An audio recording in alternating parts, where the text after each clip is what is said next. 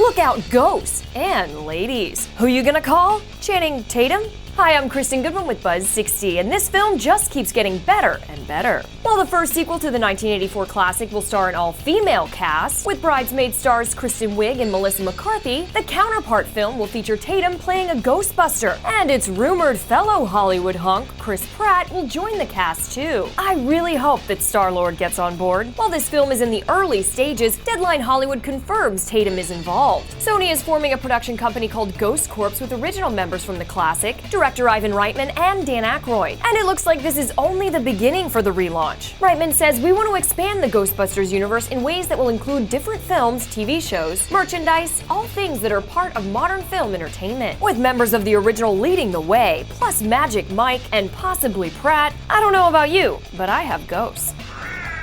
Buzz 60, now you know, pass it on.